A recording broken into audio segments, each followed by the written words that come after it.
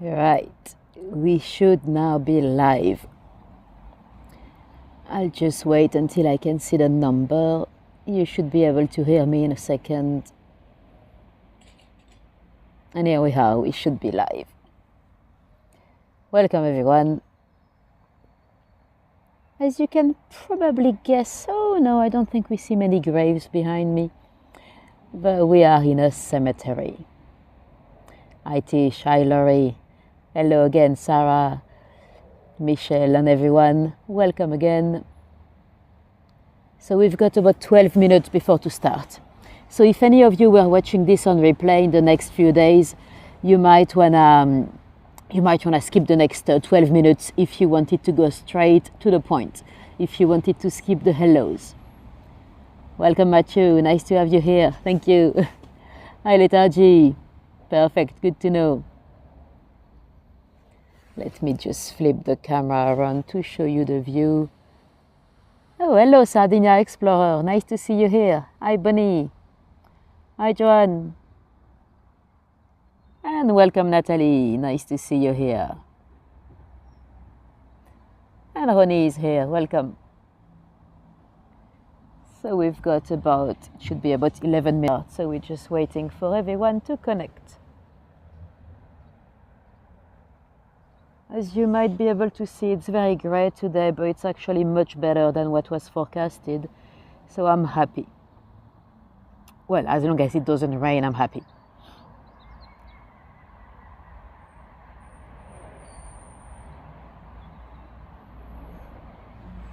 So we've got about 10 minutes before to start.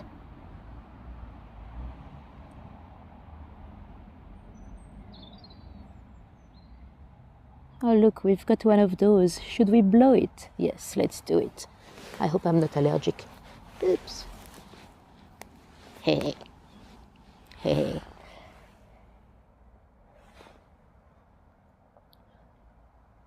We ready?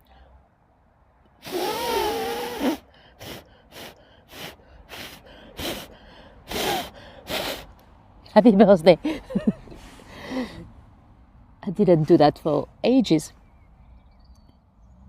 Right, who did I miss? Hi David, nice to see you here.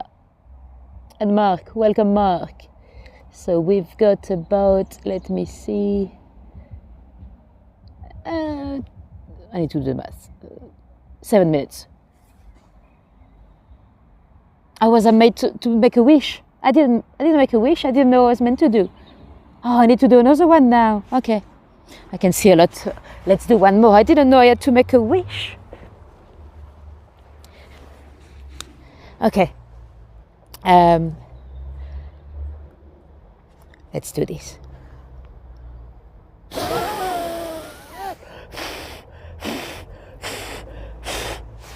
Now it's done. We've got plenty. They probably grow very well because of the juices of dead bodies. Hi Terry, hi Linda. If people join me for the first time, they might be like, what's that weird girl talking about dead bodies juices in a cemetery and making wishes? We're just waiting. We've got about 6 minutes before to start. So we're just waiting for everyone to connect and getting to know each other.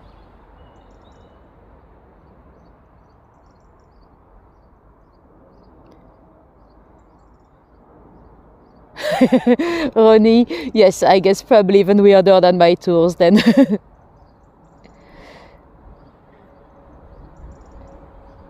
You hope more people join my tours? Well, so do I. Yeah, YouTube is not amazing at promoting those lives. With the algorithm, they give quite a lot of visibilities to actual videos, but the live, they kind of... it seems like, I mean, I don't know for sure, but it seems like the algorithm kind of believe that the lives are really good for your audience that already follows you, but that's it, you know, like if it was no interest for anybody else.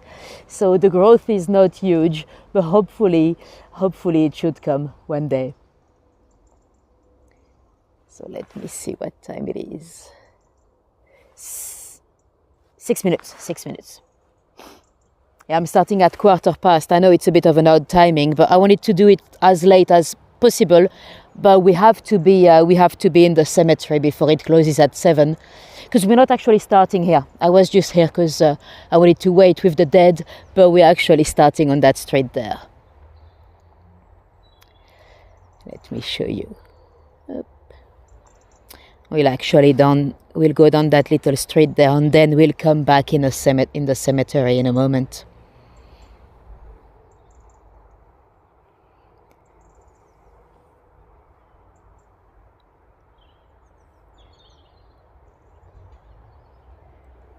So we're just waiting for everyone to connect.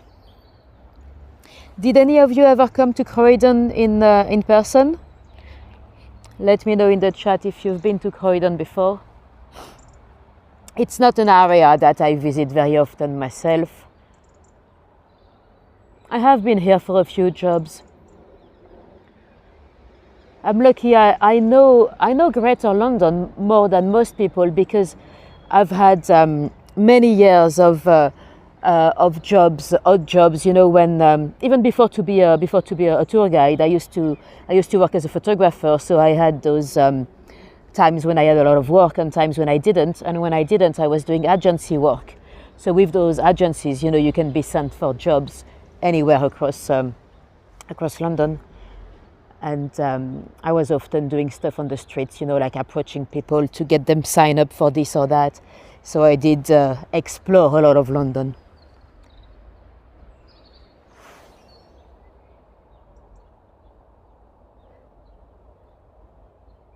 Oh, your best friend comes from Croydon. Tish, do you mean the balloons there? No, I'm afraid they probably are for somebody. I hope it's not a little one being buried, but that's what it looks like.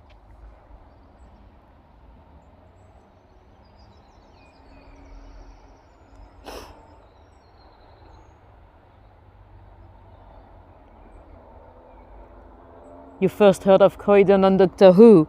Oh, interesting. I've not watched much of Doctor Who, to be honest.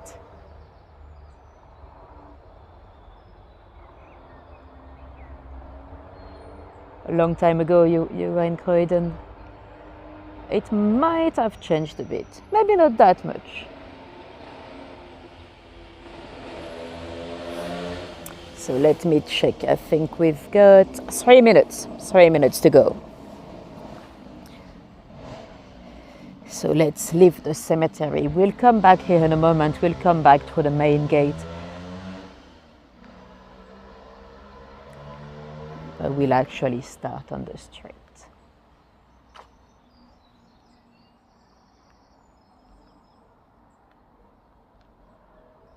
I can hear a lot of birds. I don't know if you can, but it does look like there's a bit of wildlife.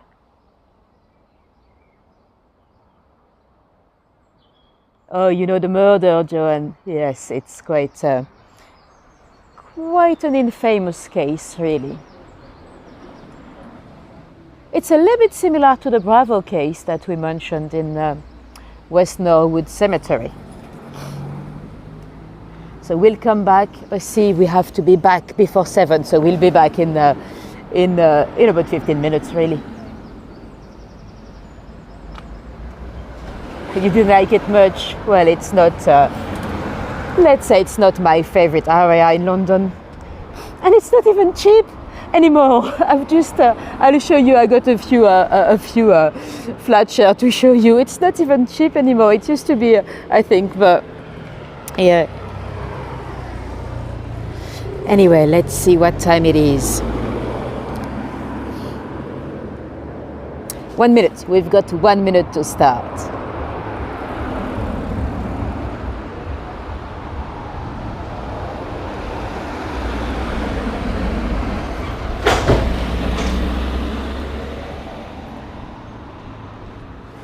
And let's see. No, still 1 minute.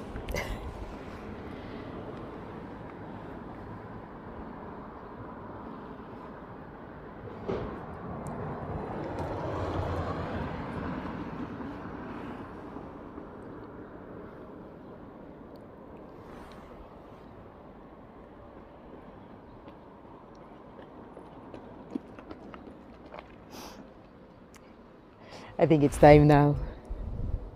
Yeah, it is officially time. I don't know why I'm quiet. I used to be quiet just before time because I used to cut off the pre-tour, but then I realized that would cut off the chat. So I don't know why I'm quiet anymore. There's no need. I could have just chatted to the last moment. Anyway, welcome everyone. If anyone is completely new to me, I'm Natalie. So we'll do a live walk together in Croydon. So feel free to use the chat, ask me any questions. I might know, I might not know, because I don't come here that often. But without further ado, let's go. Now, so we are now on a little street here called Pawson Street. And in one of those little homes, there was a terrible murder. Now, I don't know which one because it might even have been destroyed. I think they've renumbered the streets. They often do that after infamous murders because no one wants to live in a murder location. So it was at number 51, but there's no more number 51. So it's no longer here. Anyway, it's a very sad tale. Sorry, I've actually got quite a few sad cases for you today. This one is particularly shocking. There was a family here, the Wright family, that lived here. Charlotte and her husband with their 3 kids. The oldest one, Jesse, he worked with his dad at West Norwood train station.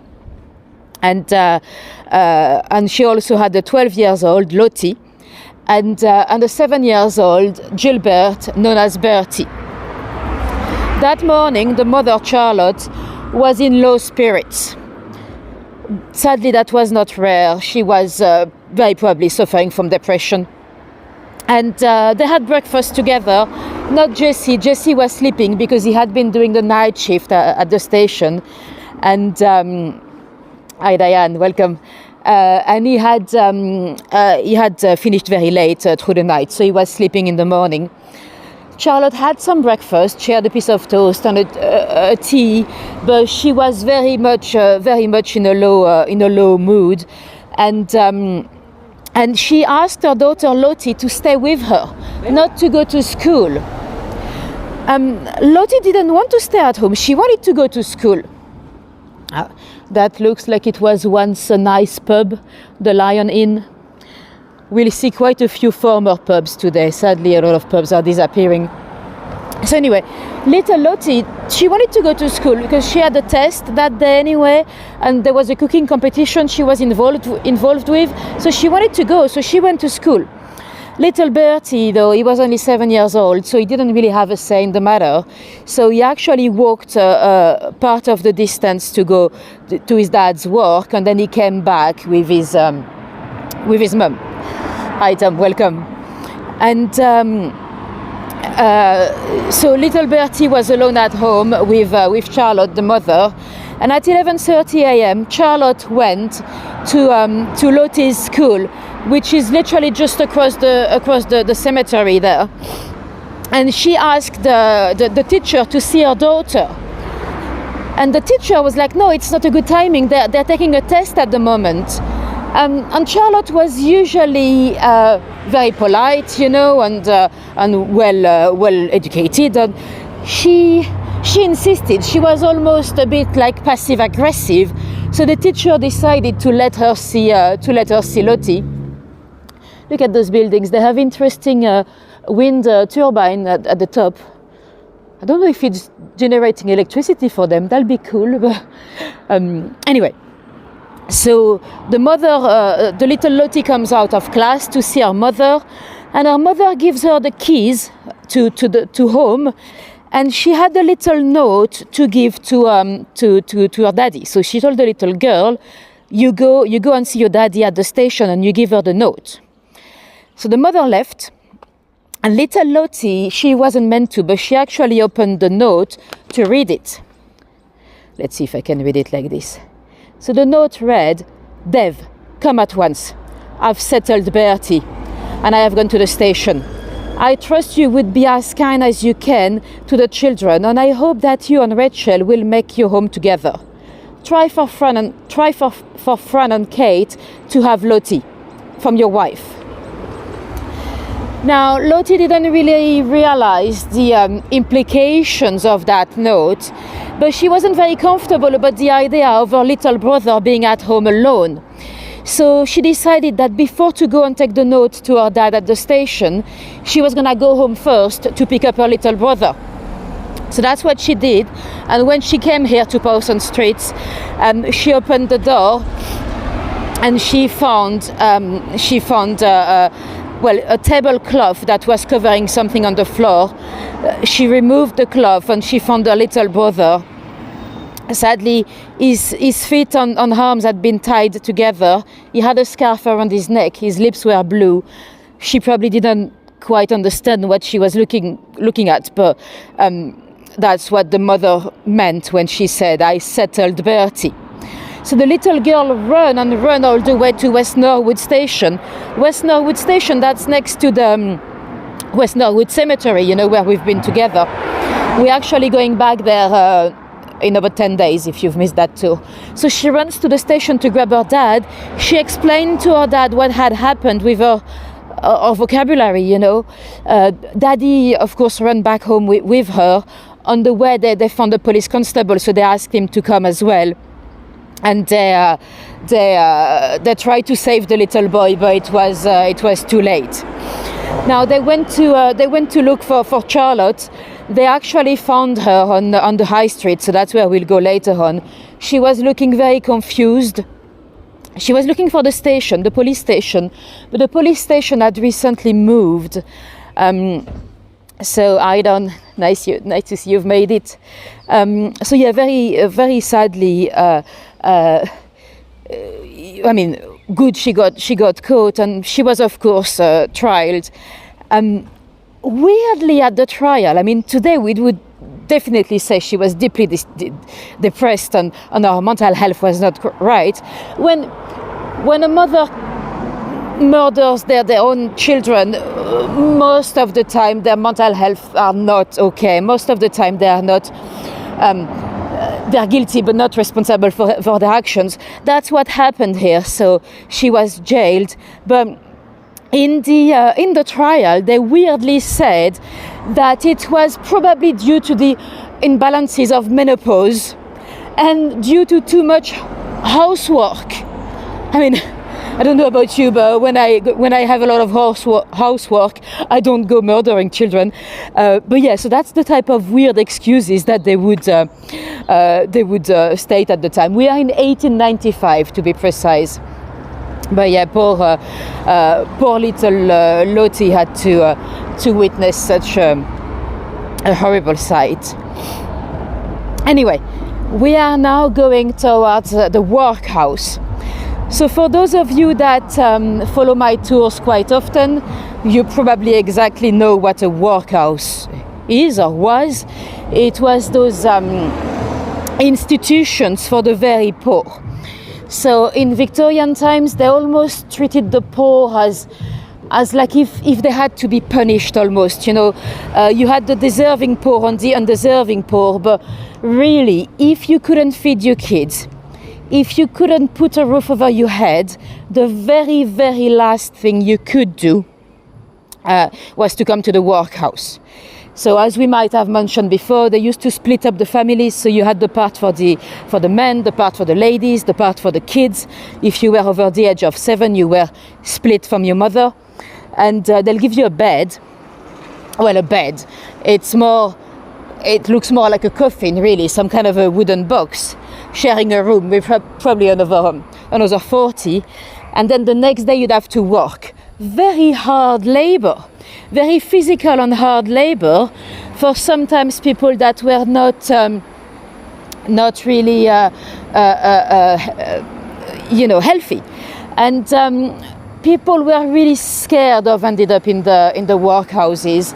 And sometimes they went into great lengths to try to avoid it. Anyway, this is what's left of the building. We'll get a bit closer.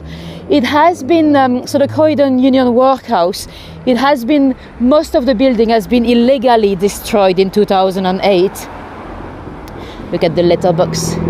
Elizabeth Secunda Regina, so it's not too old. So yeah, the part in the middle here, that's the part that's That's what remains. The building used to be much larger. I have a photo of the original one. Where is it? So, where are we? So that's what it looked like at the time. And today it is a residential complex. And guess what? I was wondering how much it would cost you today to live in the Workhouse. Well, guess what? I found the flat share. So this is actually the back. The entrance is on this side. So I have a bedroom in a flat share for you. Let me show you the photos. It's not the best, but let me show you. How much do you think it would cost you for a one bedroom to share a flat with the landlord in that very building, in the Workhouse?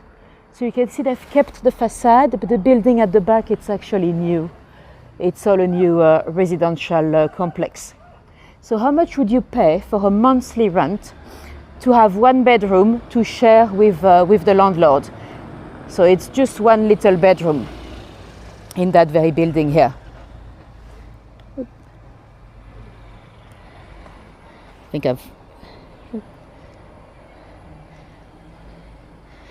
let me know in the chat. Ooh, Tish, you know what? You're very close. 1,200 says Margaret. 400 says Ronnie. $800 says Linda. So that's probably actually very, very close as well.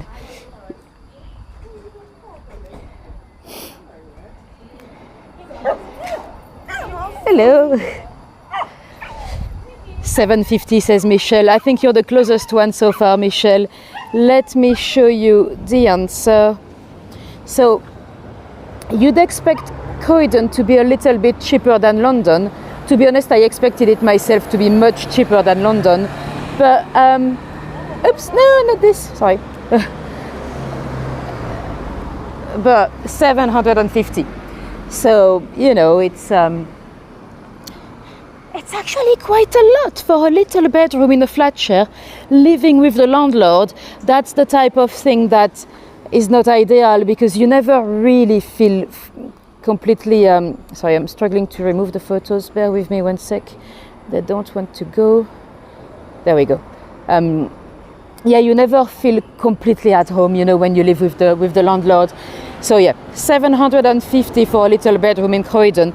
We are about 15 miles from Charing Cross, so that's a bit of a commute if you work in central London. Anyway, I have a few stories that are somehow connected to that very Workhouse.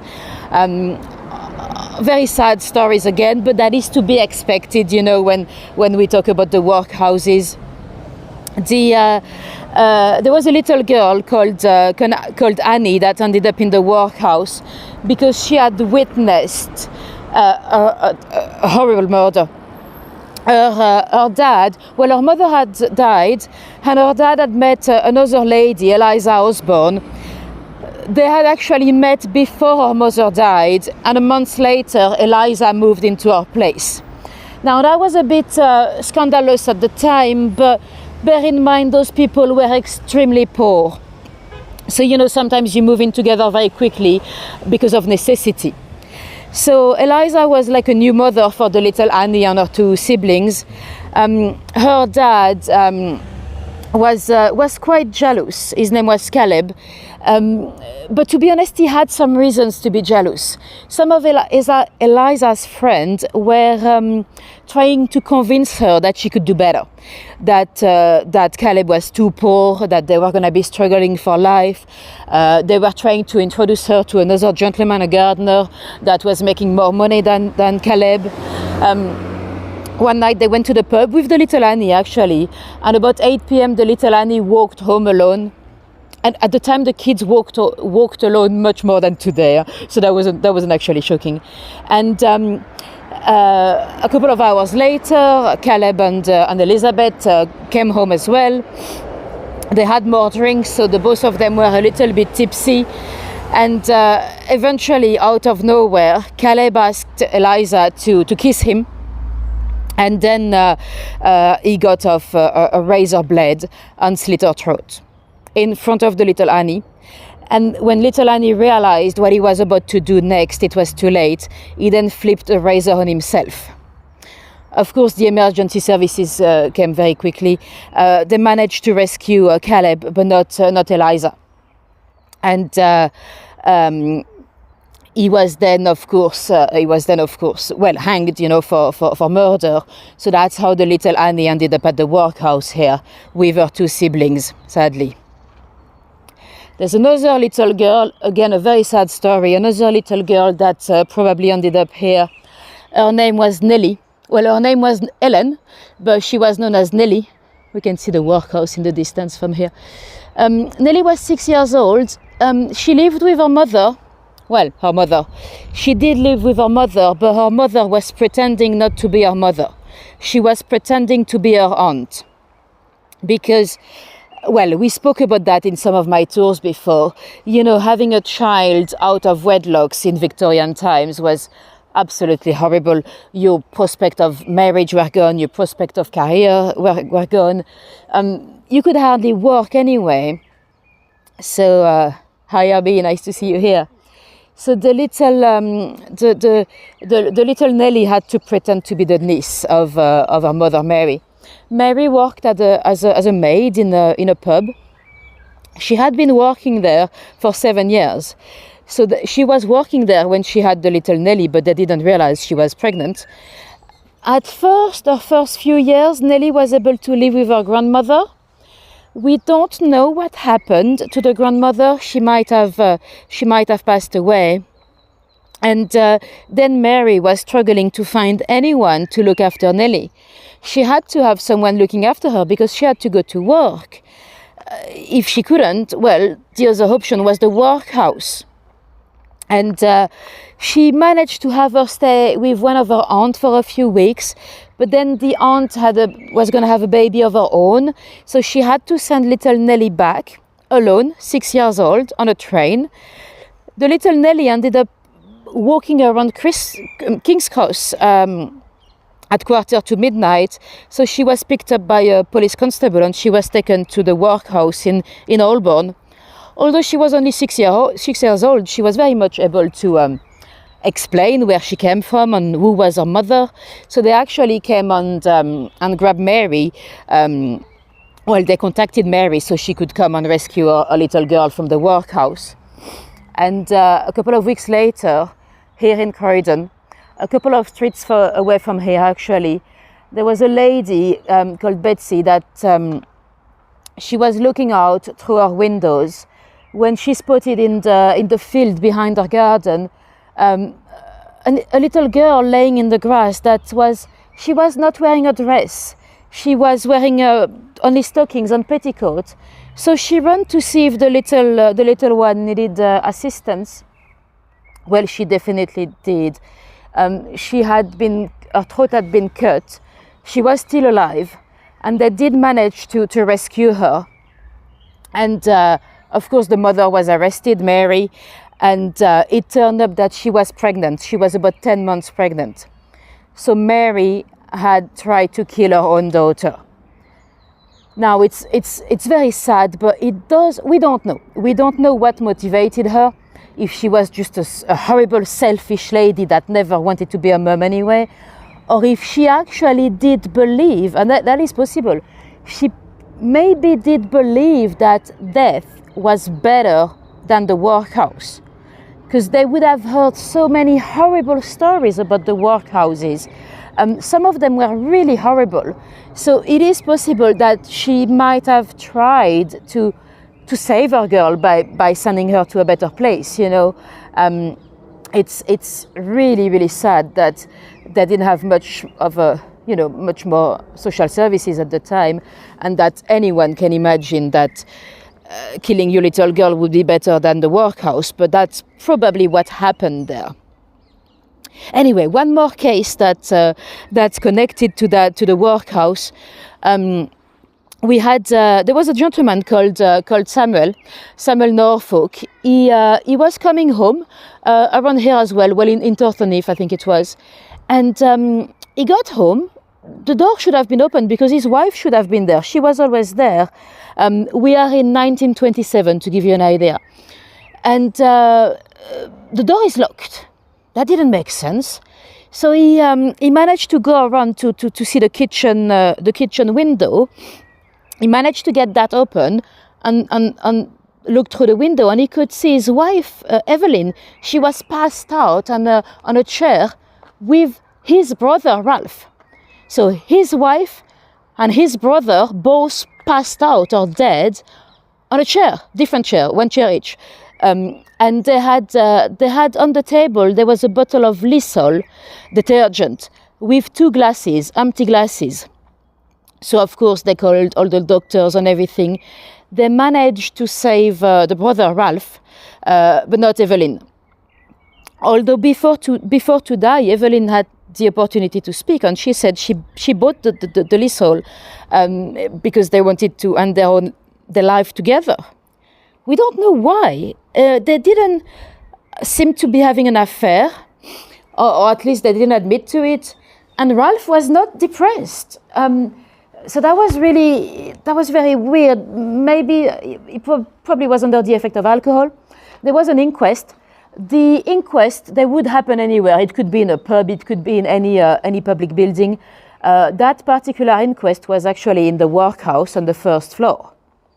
And it was a bit hot that day.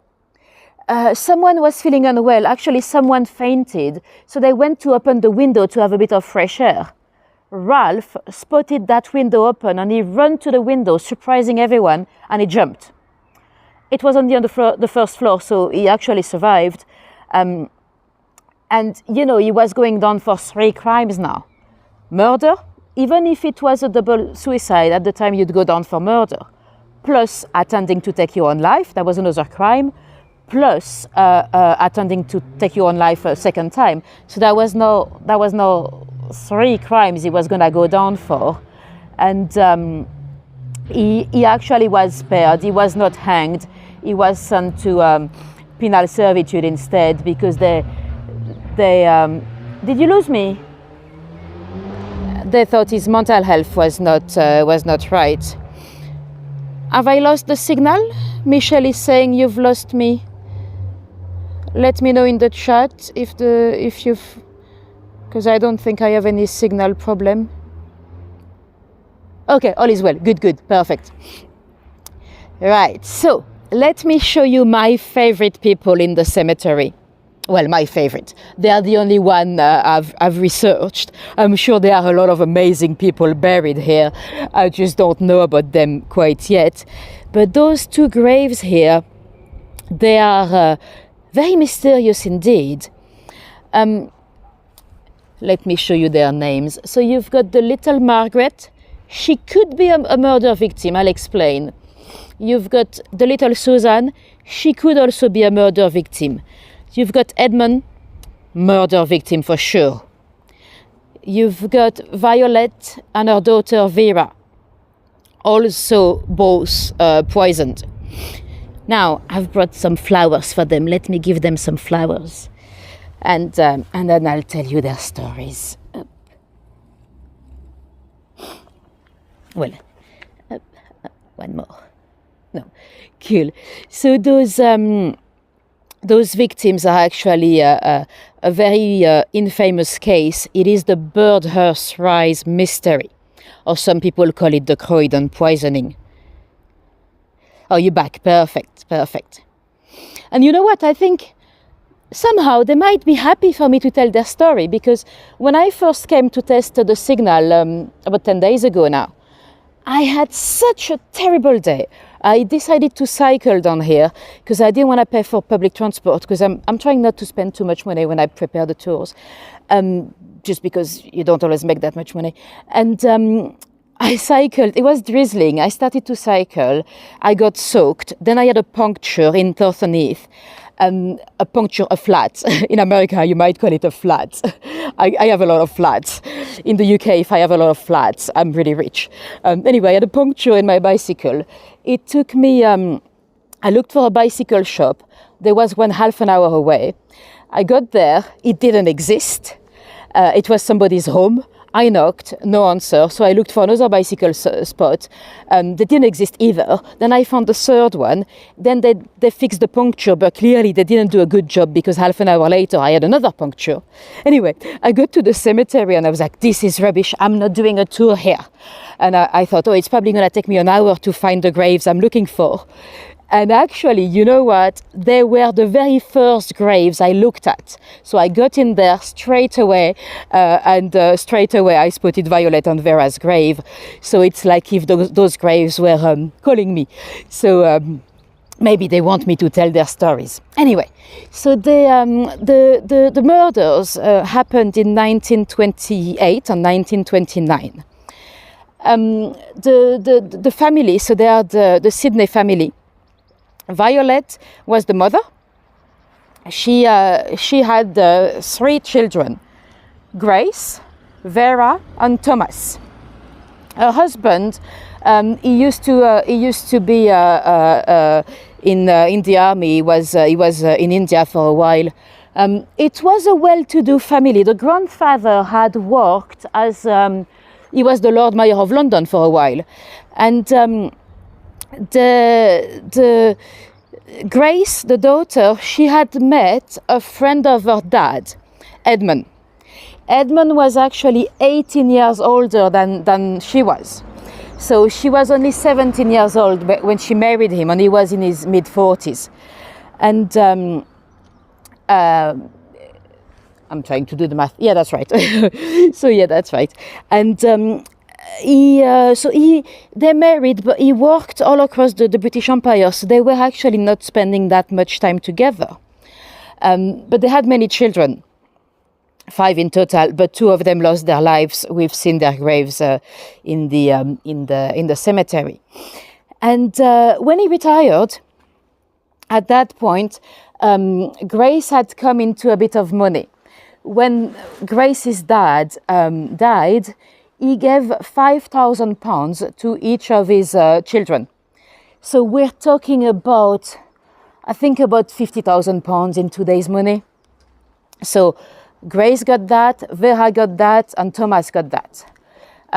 Vera used to live with her mother, Violet, so she managed to keep the money. She was unmarried, so she had a car, she had a social life. Thomas was married to an American lady, and he had recently decided to become an artist, a musician. They wanted to move back to the US, and he was a bit struggling with money, but not as much as Grace, because Edmund, so the older husband, he had decided to invest all Grace's money, and he had lost it all. So Grace was probably a bit bitter about that, of course, because now they were struggling. They didn't have a place. They were renting, and they were struggling with money. And one day, he goes for a fishing trip in Hampshire.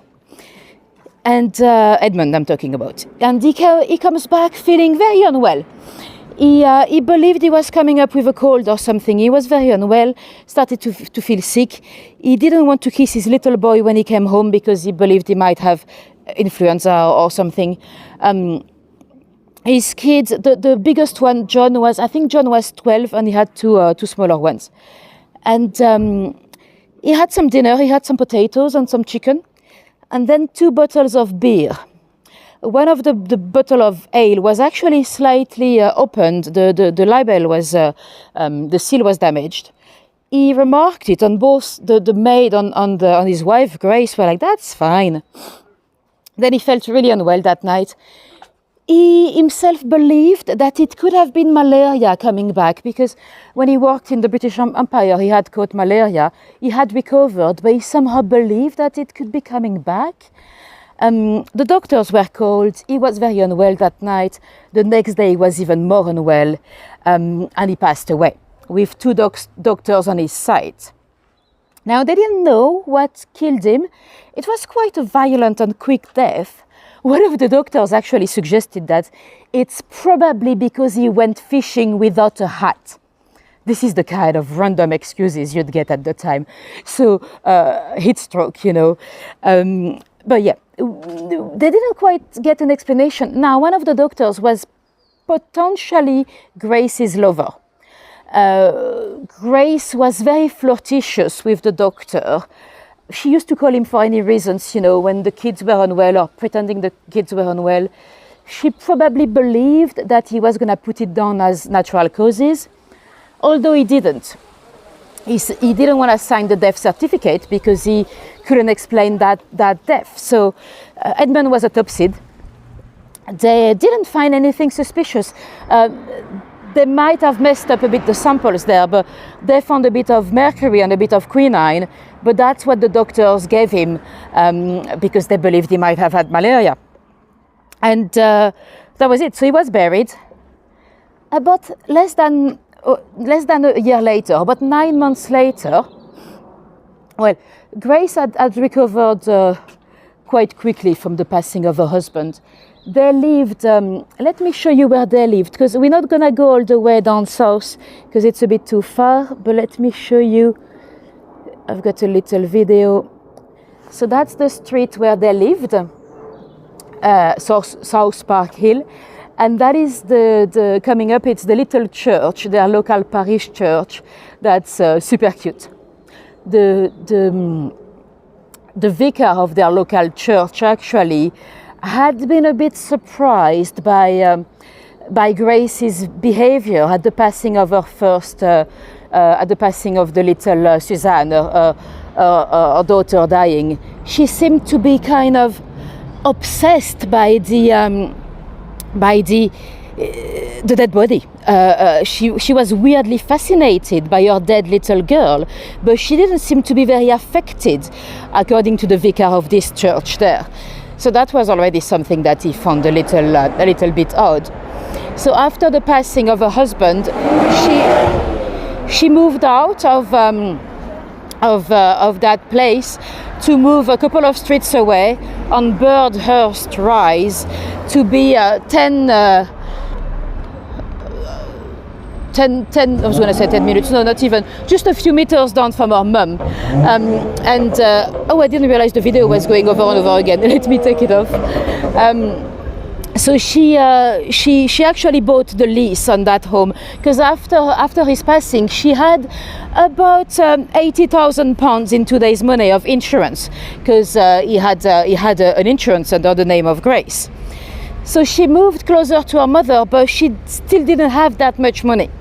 It's actually her sister Vera that paid for the schooling of the kids.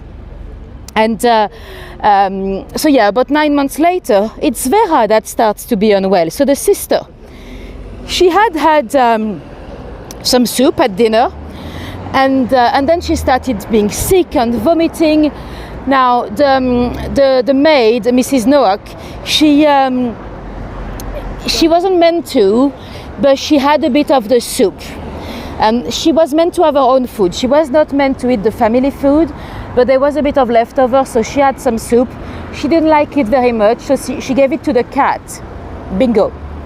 And both Mrs. Noack, Bingo the cat, and Vera were very sick that night, very, very sick. The next morning, Vera had recovered, and she had a car. You know those cars with those old cars, you had some kind of a kick for the motor, because the motor was down, so she had to start it with a kick. That was a lot of exercise for a lady at the time, you see. And she came home. There was a bit of a surprise. Aunt Gwendoline was down from Newcastle, and Aunt Gwendoline decided to stay for lunch. Guess what they had? Soup. Now, Violet, the mother, never had soup. Vera always did. The way the soup was prepared, it was vegetables, fresh vegetables, but some soup powder as well that the maid, Mrs. Noack, used to put in the soup. And after lunch, I'm never going to be able to cross here. Thank you. Thank you. Oops. After lunch, Gwendoline and Vera were very sick. Gwendoline didn't have much of the soup because you guys saying poor kitty. The little kitty recovered. This cat recovered, but we know now that back when she was in I think Nigeria, Grace had used arsenic to kill some animals there. It's a bit like some of you might remember when we've been to Loudun in France. We talked about the Black Widow of Loudun. She had also used arsenic to kill dogs. So usually it is a sign, you know, that people might be prepared to kill humans one day. Anyway, so Gwendoline is very unwell. So is Vera. And Vera is really unwell. She actually died that evening fairly quickly with her body getting contracted and basically all the symptoms of poisoning. But somehow the doctor then believed that she had done too much exercise that day. There was too much exercise for a lady. You know, the kick for the motor, for her car. They also believed she could be coming up with influenza. So there was no inquest. She was buried. So Vera, she's the one that used to live with the mother. They lived at 29 Birdhurst Rise. Let me show you. I also have a little video of that one. That's the one here. So that's the street on which they lived. So the house would have looked like any of those. 29 is actually the new build in the right corner there. The building went into neglect, so they built over it. But that's 29 right here in the middle. And so yeah, Vera was dead. She was buried. We've seen the grave earlier. And not long after, we're talking like 18 days later, it is the mother, Violet. Violet is very ill as well, very, very suddenly. She had a little cold, and she had been prescribed a tonic by her doctor. The doctor, same doctor that might have been the lover of Grace. So she felt very unwell, and she knew it was the tonic. She actually told her son, the maid. She said, "I think I've been poisoned." So that's what it looked like at the time, number 59. And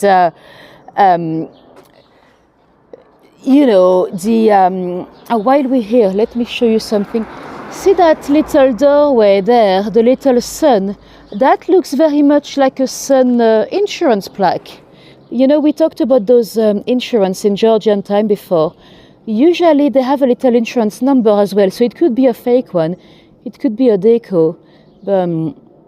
That's interesting. I don't even know if the building is Georgian. It doesn't look that old to me, but maybe. Anyway, so the mother is dead as well.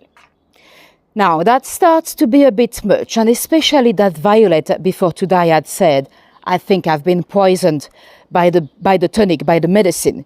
So they were actually able to check that. They did some tests, and indeed they found some traces of arsenic in the bottle. Violet was buried, but she was actually exhumed a couple of days later. And let me show you where are we? I'll show you where Grace lived. She lived a few doors down. So Grace was in and out of her mother's flat because she lived only literally a minute down the road. So was Thomas. Thomas lived in the next street. So that's literally, they were in and out all the time. So both of them could have done it. So the building right here in the middle, it still exists today. That's where Grace lived, at number 59. Although she quickly ran out of money, so she had to move with her mum as well. Today, by the way, I have checked how much it would cost you to live in there. And I found a flat at number 55 that was sold last August. Let me show you the price. Where is it? So 340,000 for a one bedroom. So it's not too bad compared to central London. But yeah, that's living on a murder location, so that probably does influence the prices as well. So anyway, we've got 3 dead people from the same family. Now we have proof that arsenic was involved, so they actually exhumed Vera and Edmund. In all the bodies they found arsenic. Edmund was a little bit more complicated because they had removed his internal organs for the first autopsy. So it was harder to prove, but you had arsenic everywhere. Now, who's done it? Really, could it be the maid? Not really. She had no motives and, could it be a complete stranger? Not really. How would they have got the arsenic in there? Could it be Grace? Well, definitely yes. She would have a motive for all of them. She could have killed Edmund to get the insurance money, and also the couple was not going well. They were sleeping in different bedrooms and they were not getting along anymore. She would have killed her sister for her money as well. The £5,000 that she got from her dad as well. It could have been, she could have killed her mother for the money as well, for the inheritance. So when you look at the financial benefits, it's definitely Grace that benefited for the 3 deaths. Although, I'm not 100% convinced myself, because whoever did it did not know that Aunt Gwendoline was going to come for lunch. Thomas didn't know. Thomas needed money to go to America with his family, and he was not making much as an artist.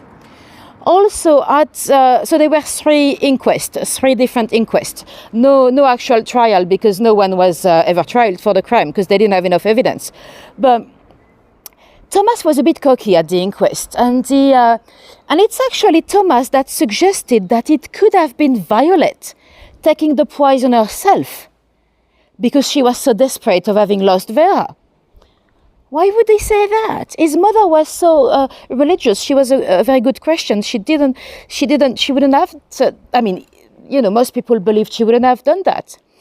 It is also Thomas that suggested it could have been the little John, the 12 years old, because one day John was seen in the garden. He was going into the shed where they kept all the arsenic was very easily available at the time, as a weed killer. And why would he also claim that it could have been Mrs. Noack? Why would he kind of try to accuse everyone? And although he didn't really have a motive to kill Edmund, he hated him. And maybe did he try his method on Edmund to see if he could get away with murder in preparation to then kill his sister and mother? It's not a clear cut. Both of them could have done it. But yeah, Grace definitely benefited for all of the murders. She definitely had the opportunity. However, there were not enough proofs, so the 3 inquests concluded willful murder by person or persons unknown.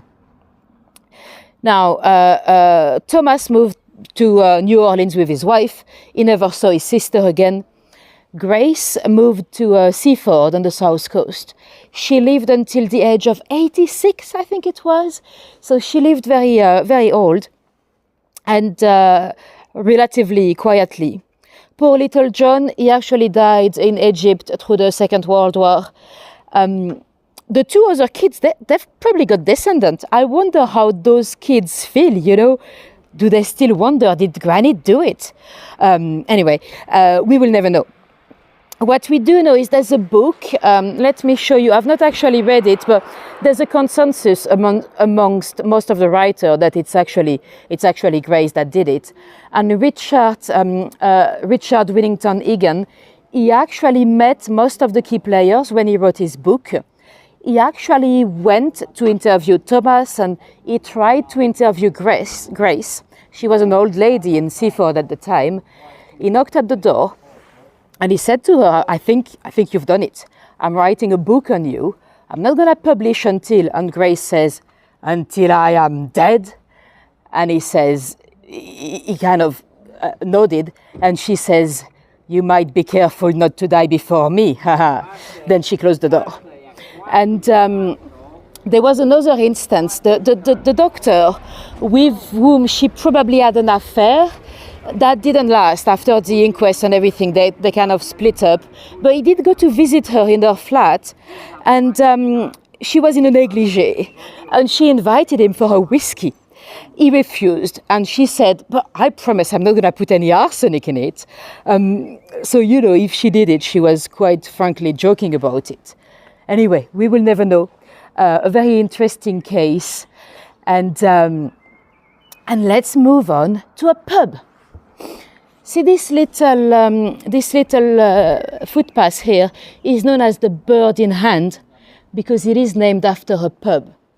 It is hard to believe today, but this little accommodation here, it's now been divided into 6 flats. That used to be a pub called the Bird in Hand. Let me show you what it looked like through COVID. Well, I'm guessing it's COVID because I can see a little rainbow in the windows. That's what the kids used to do through COVID to thank the NHS staff. So not that long ago, it looked like this. And, sorry. No worries. And let me show you what it looked in late Victorian times. Oops. So that's what it looked like at the time.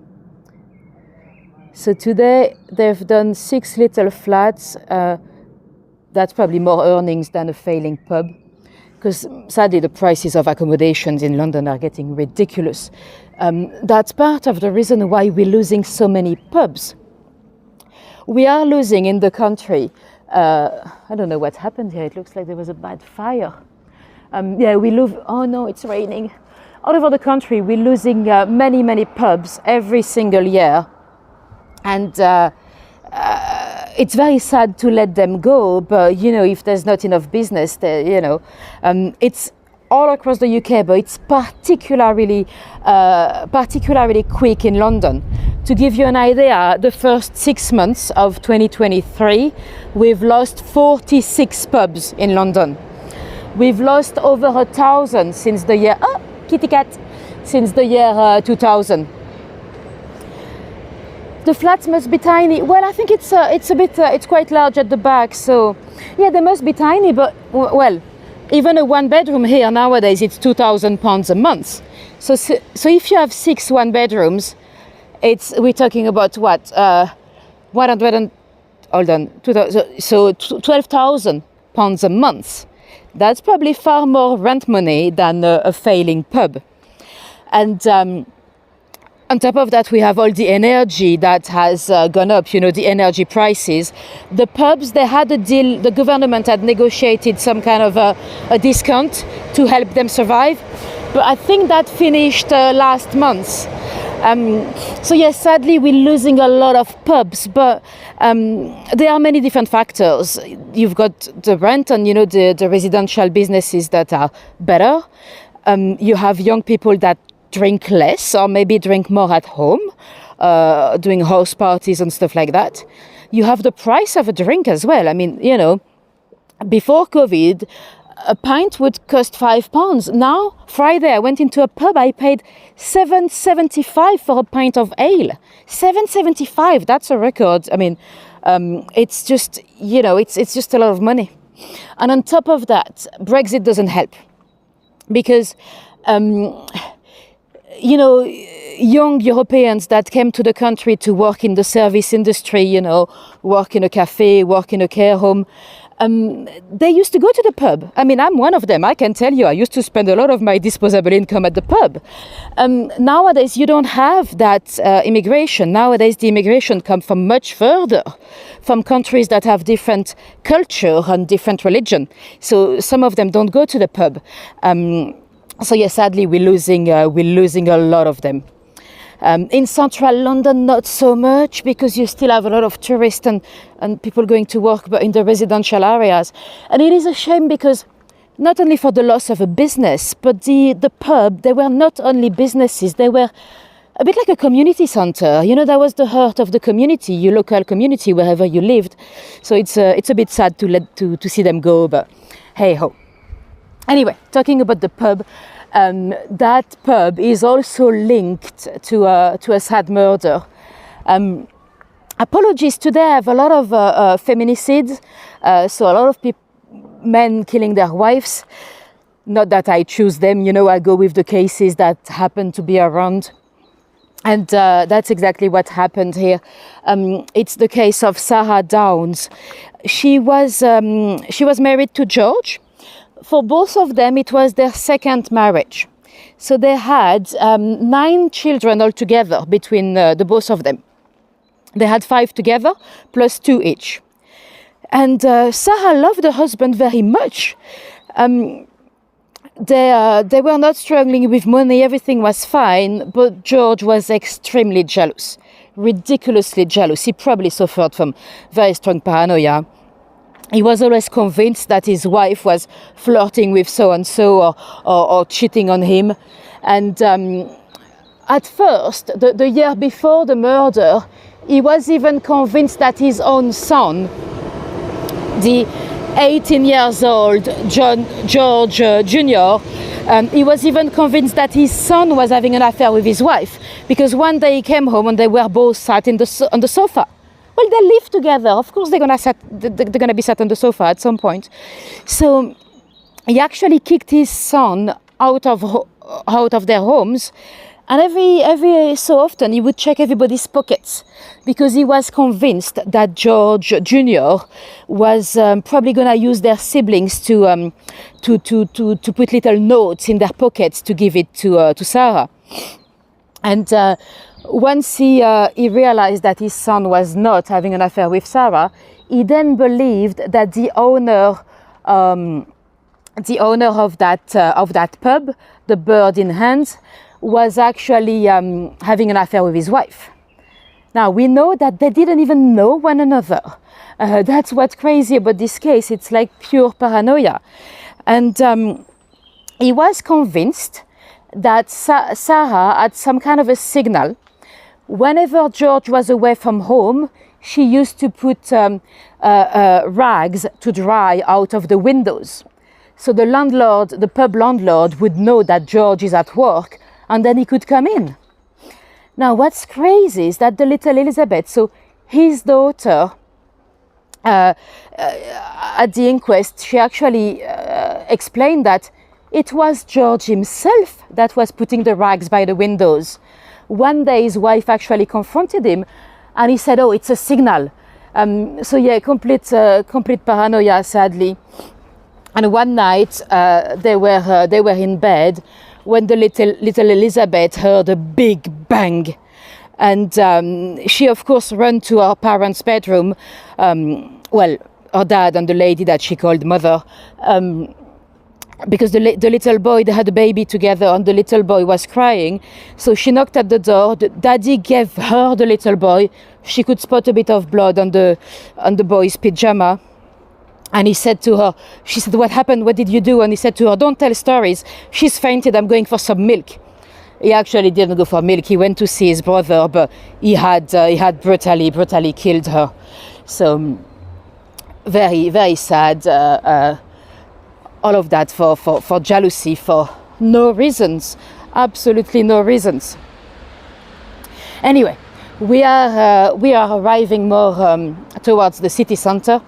So Croydon, really, it was a medieval town, and it wasn't really part of London until 1965. Oh, look, they've done those things for the bicycles, those ramps. That's nice. I wish they did that everywhere. Oh, now I'm gonna have to get out the umbrella. Bear with me. It is proper rain now. Oh well, at least we've had 45 minutes of dry. Oops. And wind, rain and wind in the same time. So, the Croydon itself was a large town. It was back in the day. It was separated from London by what we called the Great North Wood. It was a huge forest.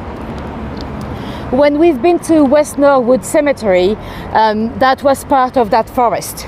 Even Crystal Palace Nunhead Cemetery. It's the remaining part of the Great North Wood.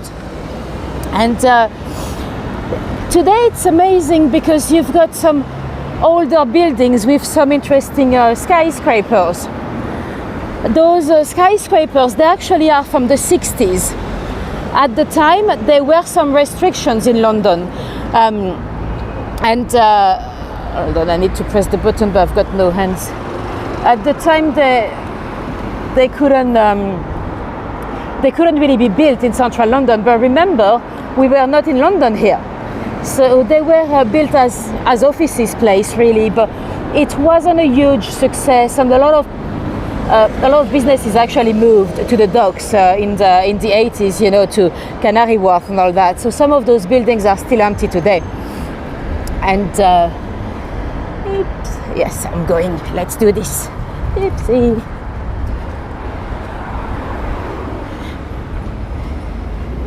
What camera am I using? I'm using an Oppo telephone, so it's probably not the best camera. Sometimes I see some of my colleagues having a bit more colors, but I think it's quite good at night because it's always it's sharp at night when some phones are not great. So yeah, so it's a Chinese phone, Oppo. I don't know whether you can have them in the US though, because obviously sometimes America is not very keen on Chinese business. Anyway, so so Croydon today, you don't really have North Croydon. I think it's where we were, Thornton Heath. It's well connected to London, but it's still a bit of a commute. So if you were to live here, you'd probably spend quite a lot of money in your commute. And we're heading towards West Croydon Station. Now you might start to see a few trams. Croydon has reintroduced the trams not that long ago. I think it was in the early 2000s.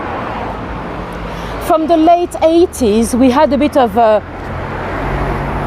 Hold on, I think the rain has stopped, so bear with me.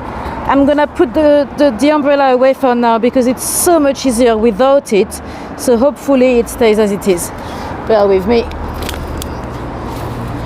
That would be brilliant if it stayed like this for the next 20 minutes or so. Let's cross our fingers, because rain and wind in the same time, it's complicated. So yeah, the trams have been reintroduced. The light railway, they had a bit of a revival. You had the Tyne and Wear Metro in Newcastle. You have the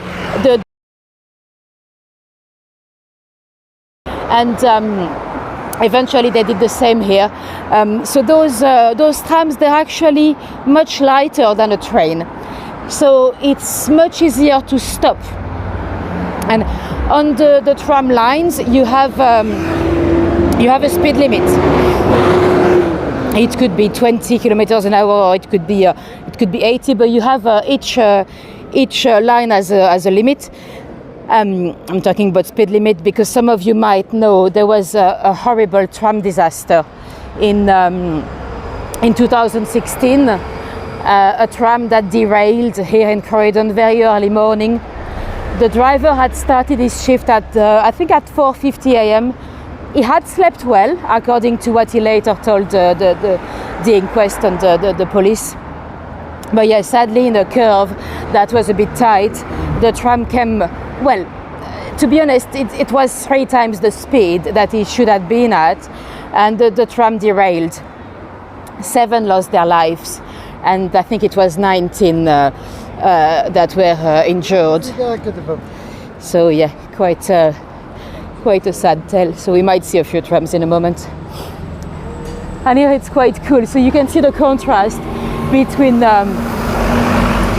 an old church, I don't even know how old exactly, but the church plus the skyscrapers. So that's an interesting mix. Anyway, we're going towards West Croydon Station, and from that station, there's a gentleman that drove a lady to her death. We are now in 1963, and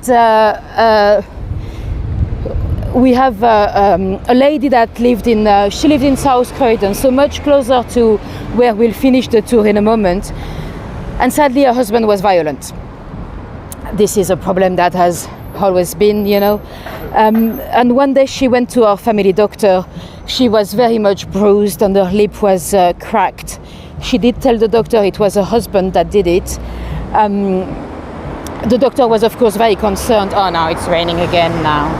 And she decided she had enough. She decided she had to move away. So she found herself a place in West Norwood, a place of her own. Her name was Una Pierce, and so she left her husband. They had a daughter together, Annie. And her husband was violent mainly because he was jealous. So I'm gonna have to get the umbrella out again. He was ridiculously jealous of a customer.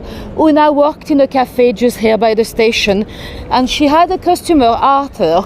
He was married, there was nothing between them, but they developed a friendship, and he had a car, so he was driving her here and then, and her doctor contacted her. Oh, here comes the tram. See the green one? That's a tram. Oh no, my umbrella is not good enough for the wind. Apologies for the umbrella in the frame. So our customer Arthur decided to pick her up here, to drop her to where she used to live with her husband, because oh no, I can't have the umbrella at all. It's just too much. That's the thing with Croydon, with those high-rise buildings. The buildings are so high that it kind of the wind is how do you say? It's just being squeezed in between the buildings, and sometimes the wind is very, very strong here in between the skyscrapers. So this is the station here. So anyway, she was contacted by her doctor. The doctor had seen the husband, and the husband, his name is Idris.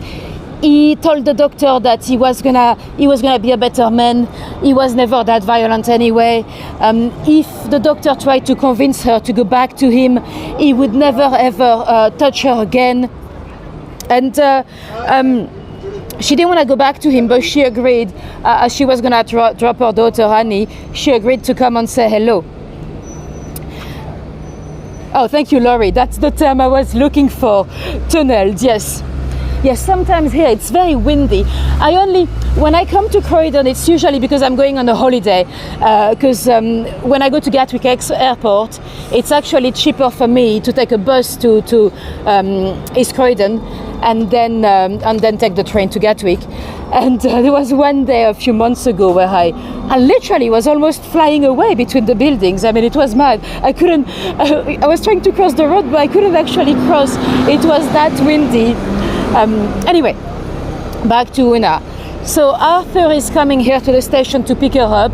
He dropped her by her husband's place, and they were gonna meet again 2 hours later at the Swan and Sugarloaf pub. That's another pub that has gone. Let me show you what it used to look like. I've got a photo. We'll finish quite close to it, but we won't go all the way because it's a long walk. So this is the Swan and Sugarloaf. Today it is a Tesco. You might not see the side, but you might see people with bags. So it's a supermarket today. Oh, the police is making an arrest here. Croydon is not the safest place, let's say. In terms of violent crimes, it's the second most violent borough after Westminster. So it doesn't have. It's not a police. It's an ambulance. Why are they pushing him? Anyway, but yeah, it doesn't have the best reputation in terms of safety. That's why I'm actually surprised to see the prices, because it's interesting when we talk about domestic violence, it does look like that's exactly what we're witnessing. Anyway, back to poor Una.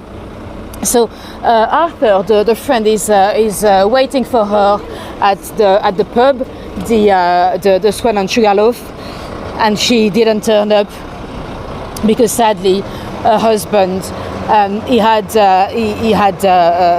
stabbed her again right in front of the teenager.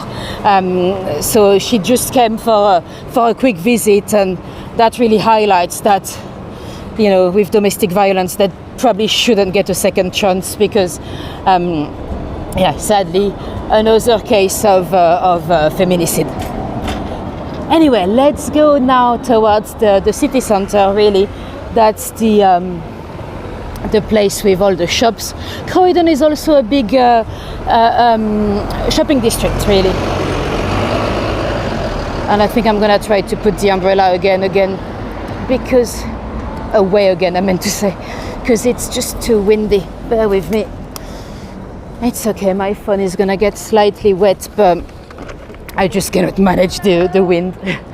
Some people wanted to say hello, but they thought I was on selfie mode. It's funny the way people try to be on camera.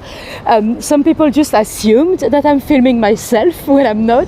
So they come behind me and they say hello, but they're a bit surprised to see that I'm actually filming the streets. And sometimes it's the other way around. I'm actually filming myself and then they say hello on the other side. So it's funny. Anyway, so the high street. We're not even on the high street here. We're still on the north end of the street, but it's the same street. A lot of businesses, you know, always the same. Poundland and the banks. That's probably the same in many. Oh, that's an interesting one. I didn't see this one when I prepared my route. So that's an interesting design. So Queen Elizabeth II, so it's not very old, but it's a slightly different design that we usually get with the letterboxes. How many miles do I walk during my tours on average? Bonnie is asking. I don't know. To give you an idea, this walk is an hour. I walked it twice today, so on the way down and back up to the cemetery. And today I took the bus in because I had such a bad experience with my punctures last time, and because it was meant to be raining, I did not want to have to cycle 2.5 hours under the rain, so I took a bus in. But when I came here last week to check the route and everything, there was quite a lot of exercise. Anyway, some of those buildings have, they're quite classic shops, but the architecture is actually quite cool. That one up there looks almost Parisian a bit. And the dome is quite nice.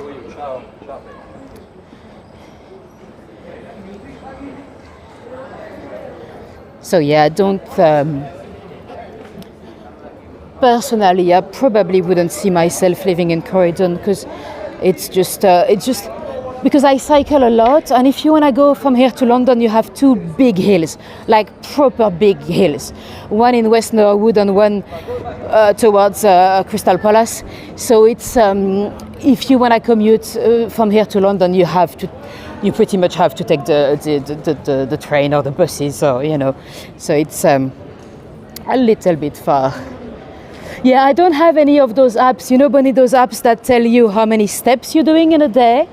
I know many people have them nowadays, but I don't trust them because, well, let's face it, the NHS is not going to be able to cope forever.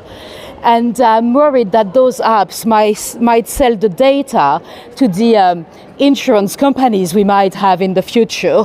We're probably going to have to all have a health insurance. To be honest, I probably should, because if anything, I should have a cheap price because I walk so much. But yeah, I prefer not to have any of those apps taking my data.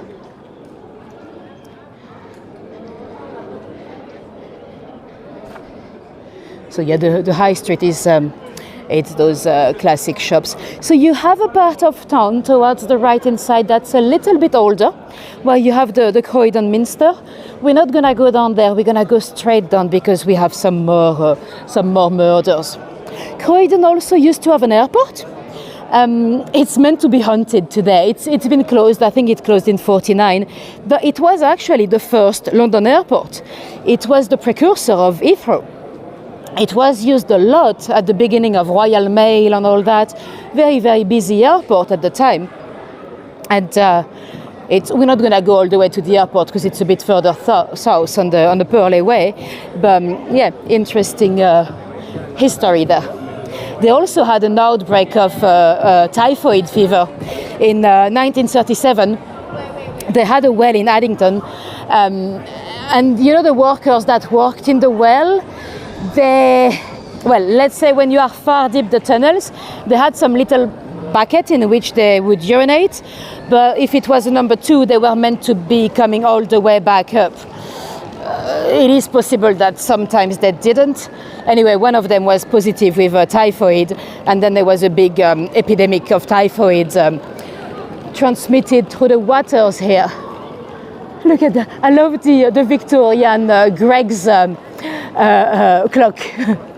So such a beautiful building, and then it's a Greg's.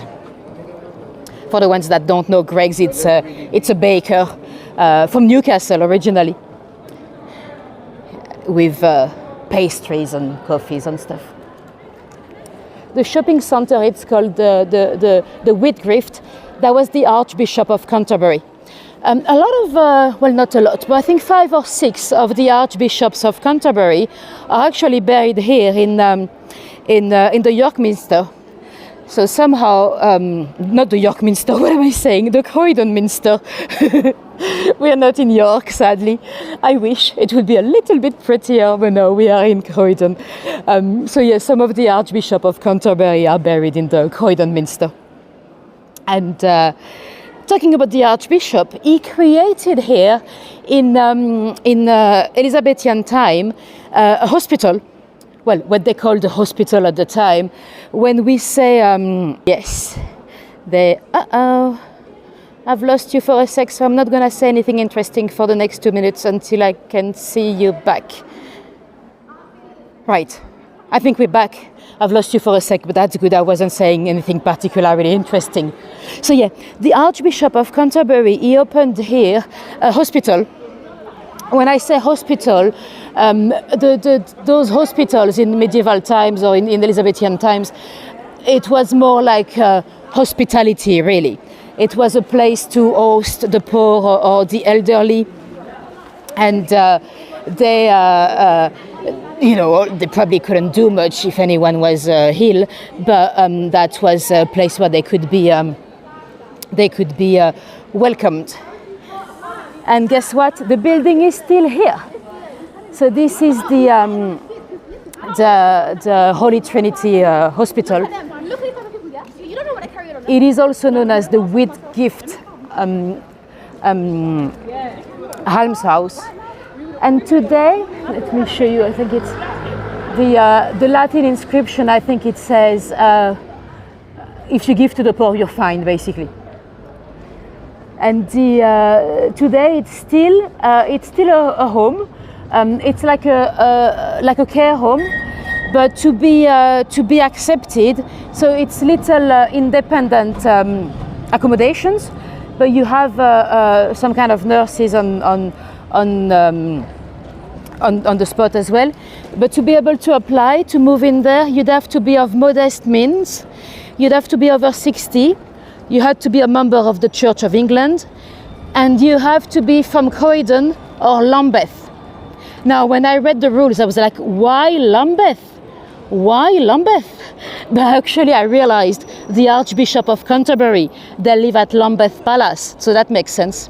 We can see a bit, so that's the Croydon Minster down there, straight ahead. Anyway, let me show you another former pub. Well, not that building, but the site. The NatWest today used to be the site of a pub known as the George Inn. And guess what? It is haunted by a witch.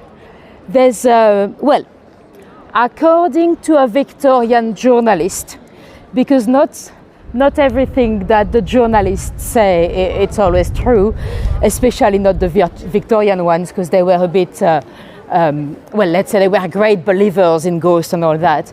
But according to a Victorian journalist, the George Inn was one of those coaching inns, you know, and it belonged to a lady known as the Old Mother Hotwater. The Old Mother Hotwater was said to be a witch. Let me show you some street art here. You might remember Dan Kitchener. We've seen some of his art before. He does amazing city views of, it's often Hong Kong, so that's Dan Kitchener up there. So yeah, the Old Mother Hotwater, she was said to, to be a bit like the Croydon Sweeney Todd. Apparently when she had a customer that was not going to be missed, when she had a customer that nobody knew, which is often the case in those inns, you know, because people travel from far, well, they would never come back alive. It is said that she used to kill them and boil their heads to make soup. Behind those, I'm not going to go too close because you have some people here, but see the street art behind those people in the tent? This is Nathan Bohem. He does a lot of those characters. I've actually met him, the artist. It's interesting because I told him, "Are you doing illegal stuff and you don't mind? You've never been caught?" He's like, "No one takes me to court or anything. People like my stuff." Well, usually he does it on wooden panels or stuff that are not permanent anyway. Anyway, so the Old Mother Hotwater, yes, she was, according to that journalist at least, she was killing some travelers, and she English heads again, yes. She was potentially a witch. Some say that she was indeed burned for witchcraft.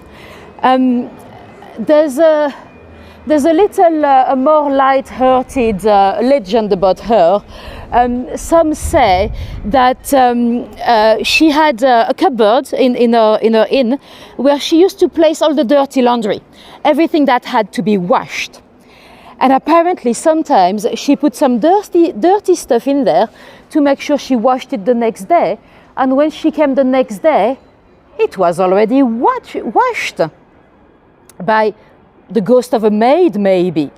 So apparently some of the local servants, they used to have a running joke between them when they had too much work. They used to say, "Oh, I want the Old Mother Hotwater cupboard." So yeah. Some even say that she comes back every 100 years to haunt the bank, every 100 years after her passing, but we don't know when she died. Anyway, this is Queen Victoria here. She's looking a bit like, whatever, like, I don't care. But yeah, Queen Victoria, I think we have 7. I was trying to count the other day. I think we have 7 statues of Queen Victoria in London. And there is the Archbishop. So the Archbishop of Canterbury, that's responsible for the care home. There he is. This is the library and registry office. And of course today that's where people went to vote for the London Mayor and London greater authorities. Anyway, let's keep going down. No, she's not looking amused, although they're often quite serious on statues anyway. But oh, there's more street art on this side. Let me show you. So this is an artist called Otto Shades. He does a lot of those stencil. Anyway, let's go down.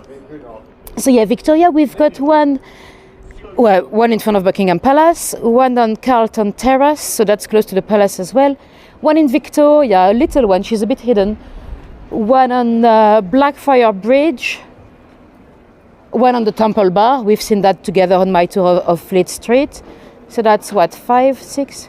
I feel like there's another one somewhere. I'm forgetting one. She has a lot of statues all over the country, Queen Victoria.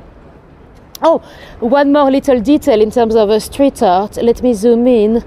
See those letters on the building straight ahead in the middle? See this MESM. Those they look like circus letters. It's from an artist that does a lot of letters, and he actually made it to the White House. Yes, you've heard this right. It's an illegal street artist that made it to the White House, which is quite ironic. It really highlights the irony of street art. So his name is Ben Ain. He's actually a friend of Banksy. He knows the actual Banksy, the real Banksy.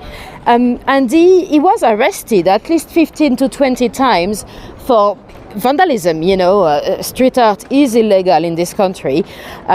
Depending on the owner of the walls, you might be persecuted or not. Of course, this is actually commissioned. Nowadays, Ben is no longer illegal. He's very well known, mainly because of David Cameron.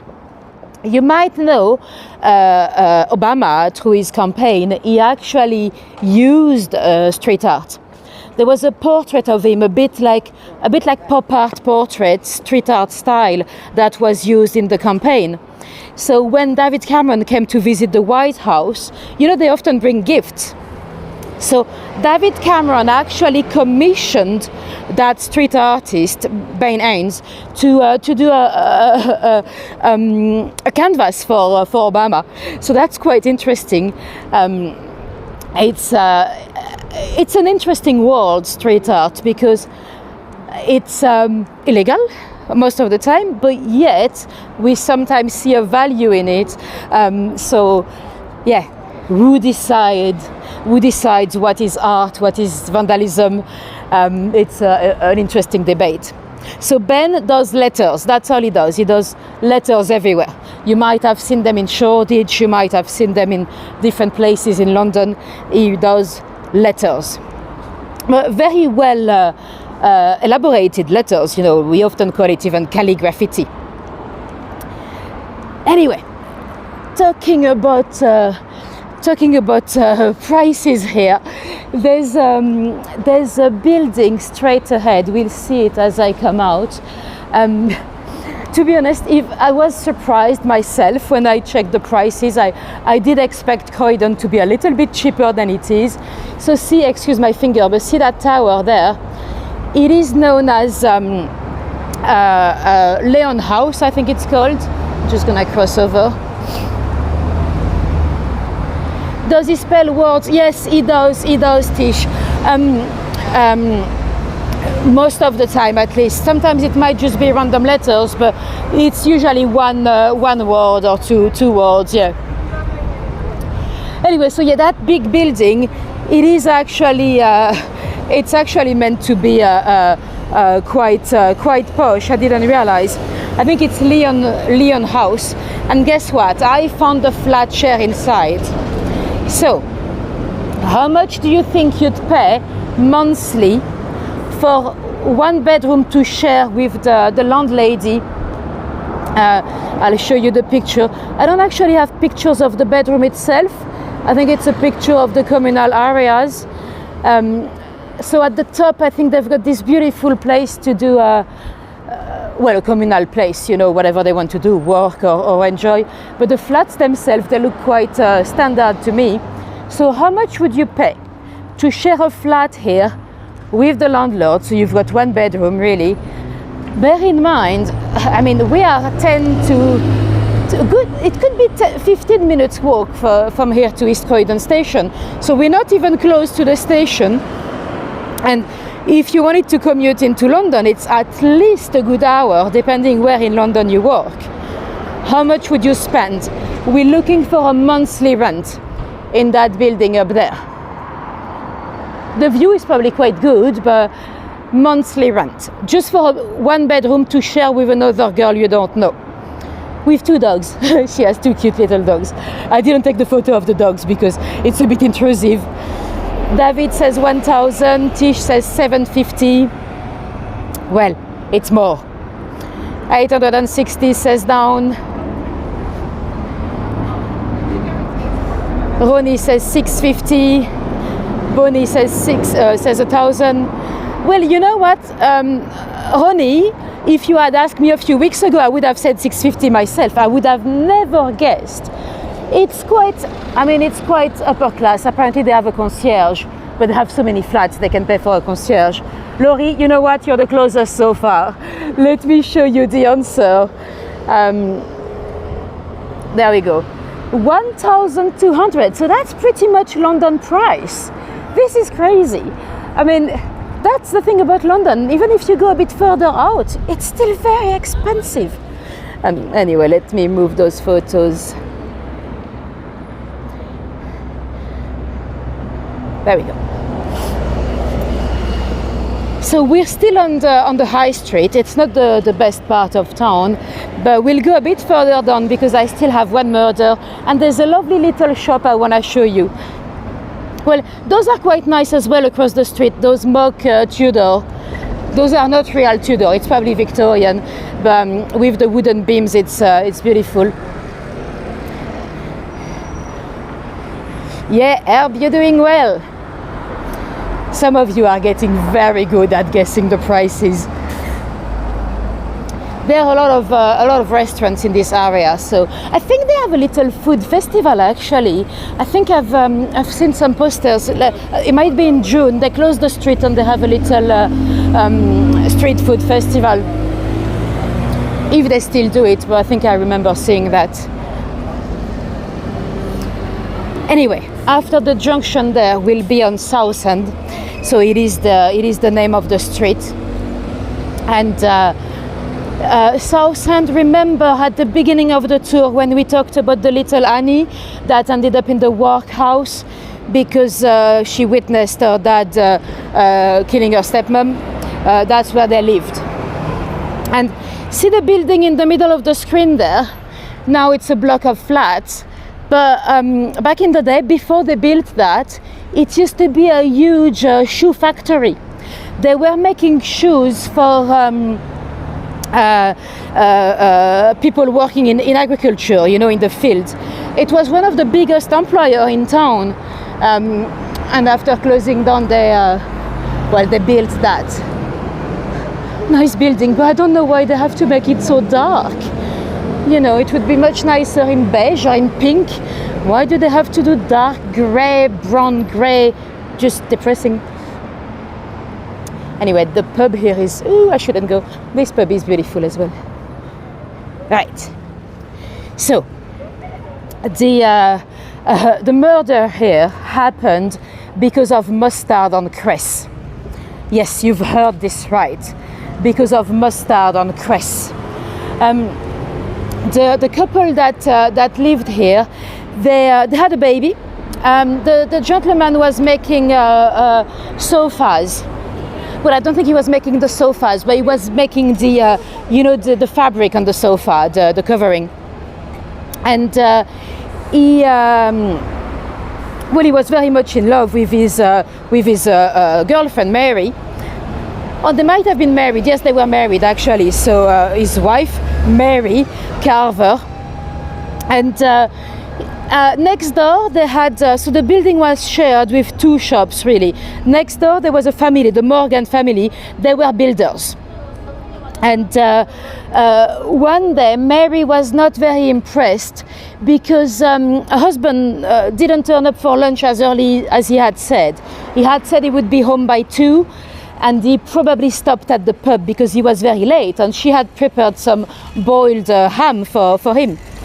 When he finally arrived, John asked her to go and get some mustard and some cress from the Morgan family next door to go with the ham.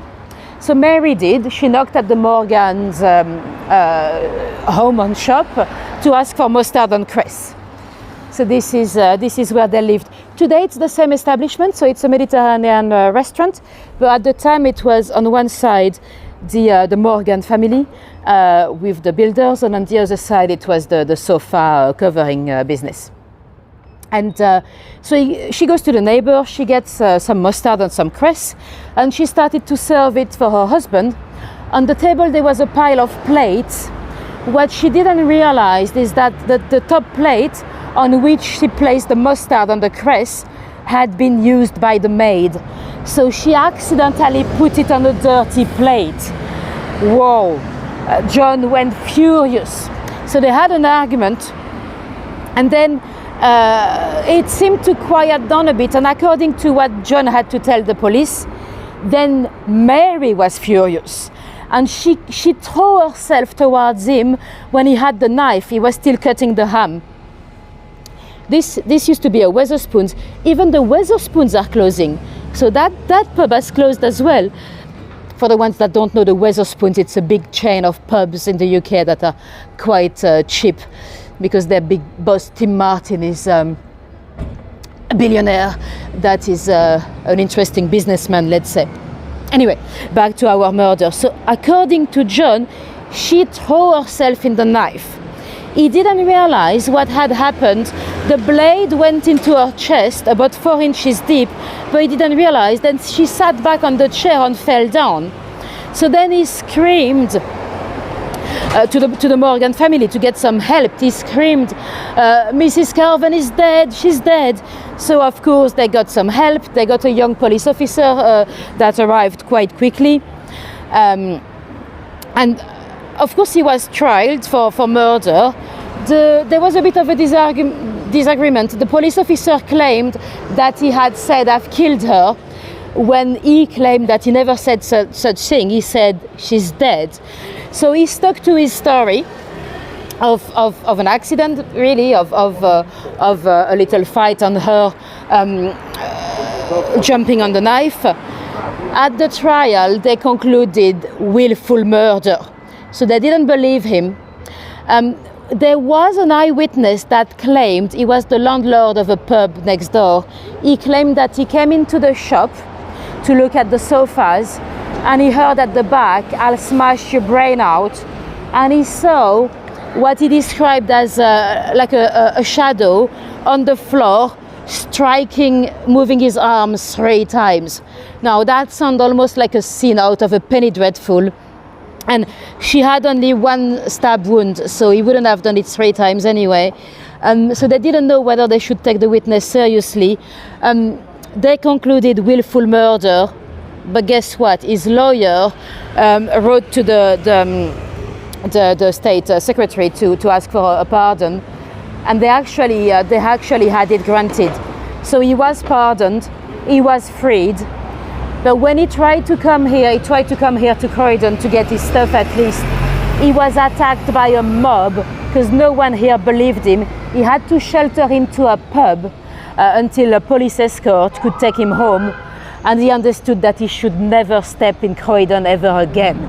So they never saw him again in the area. Anyway, that's gonna be the end of the tour, but I just wanted to show you this amazing little shop. It is well, I think sadly it's empty today. It used to be an antique dealer. It's called Just Flutes, and it's from the beginning of the 1700s, really. So that's quite cute, and it's nice that it's still here, looking very good. Wetherspoons need to close. Well, yeah. I mean, I've seen quite a few of them closing in the last couple of years. I do a lot of, I'm gonna get to the back so it's a bit quieter for the bye-bye. I've noticed a lot of pubs closing. It's not that I drink that much, but some of you might know, I live as a property guardian. So I live in a former nursing home. And I'm with a different agency now because we've been evicted and then I came back. But long story short, those agencies, they try to get empty buildings to move in, to put people inside to avoid squatters. So because I used to go, and I still go all across London, whenever I spotted an empty commercial building, a pub, a former nursing home, a former whatever it might be, I used to take photographs and send it to the agency to see if they could try to get it, basically. I don't think my leads ever developed, but they sometimes gave me a little bit of money just to say thank you for the leads. So every time I spotted an empty pub, I would always take a photo, send it to the agency, because people can live in a pub for the few months or the few years before they have a buyer or before they have planning permission to destroy it. So that's why I've been in the last at least 7 years noticing a lot of those pub closures. Anyway, it's gonna be the end of the tour. Let me know if you have any questions for me before we go. If not, thank you very much for coming today.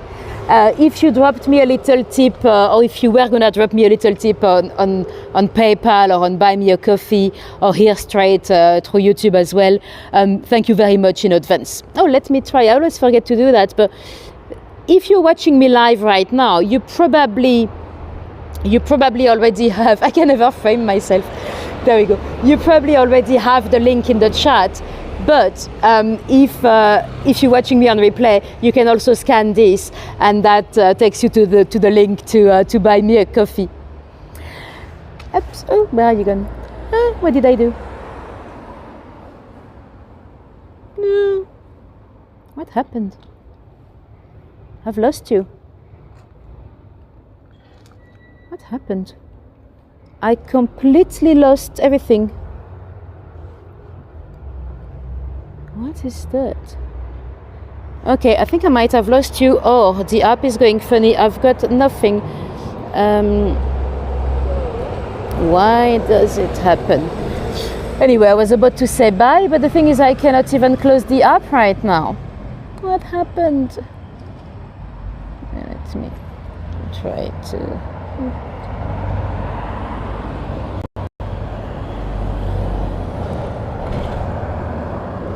Okay, it looks like I'm gonna have to turn the phone off.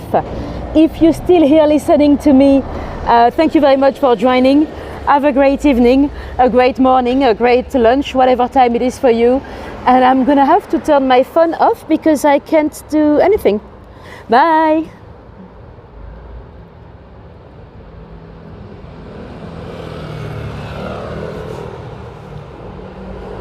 No.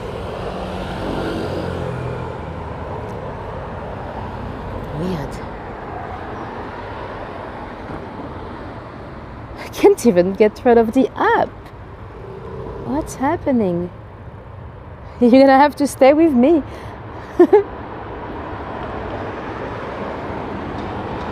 Weird.